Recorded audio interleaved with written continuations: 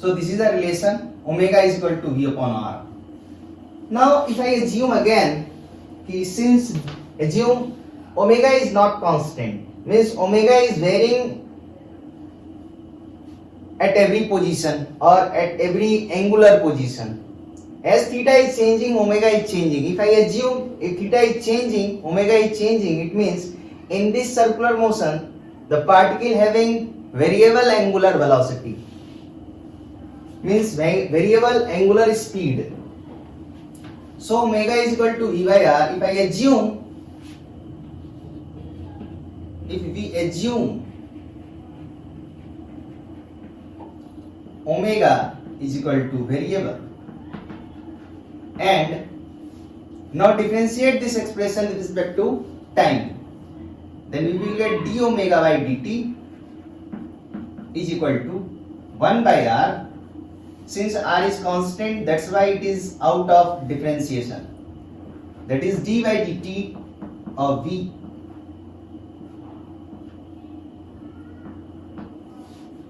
So d omega by dt will give you angular acceleration, that is alpha. So alpha is equal to, and dv by dt, this v is speed. Please mind this. This is speed, not velocity.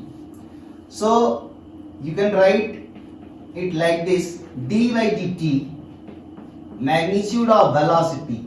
Since the magnitude of velocity is said to be speed, and the differentiation of speed with respect to time, we will get tangential acceleration. Thus this is equal to at upon r. So alpha is equal to at upon r, where alpha is angular acceleration and at is tangential acceleration, and at is a linear variable and alpha is angular variable. One more point is there. Tangential acceleration is at is equal to tangential acceleration.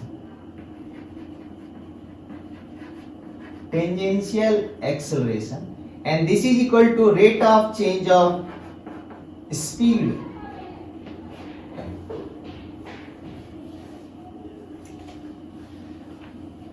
Velocity, if I talk about velocity in a circular path, then velocity is always tangential to the path. So at any point, suppose the point at point P dash, the direction of velocity is like this. This is the direction of velocity, and its magnitude is v. So this is the linear speed and this is the angular speed, and the relation between angular speed and linear speed is given by omega is equal to v by r. Similarly, since omega is changing, that's why we will get angular acceleration.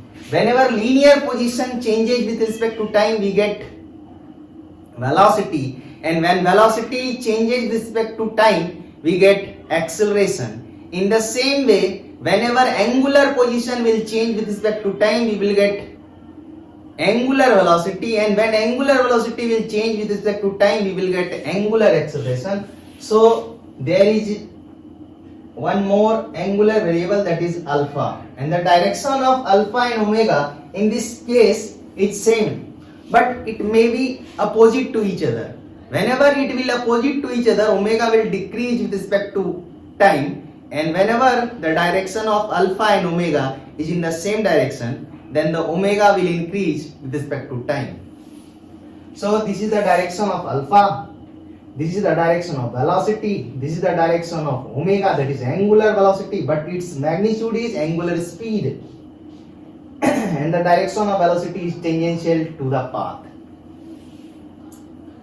So there is one more, and tangential acceleration, the direction of tangential acceleration, at is we got from the expression at is equal to d by dt, that is the magnitude of velocity. Since the direction of velocity is in this direction and the magnitude of this velocity is v, and this is the dv by dt, means rate of change of speed with respect to time. Since the direction of velocity is in this direction, it means acceleration is also changing in this direction.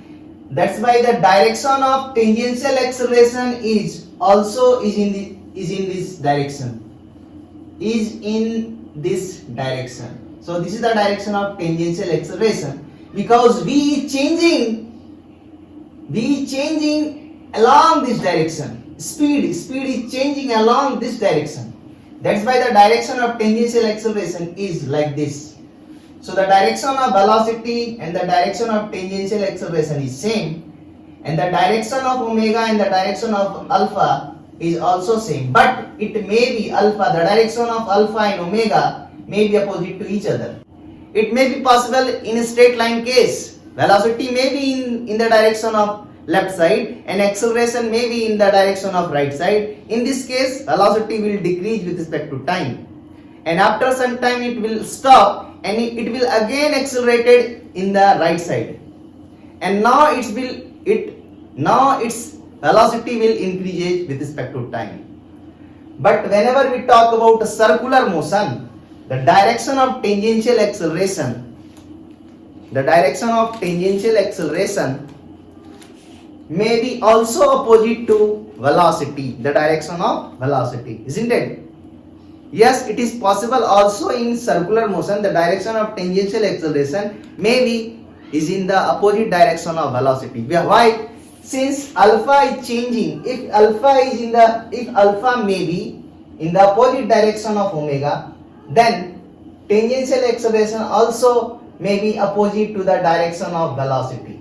So this is the similar cases as we have learned in straight line motion, isn't it?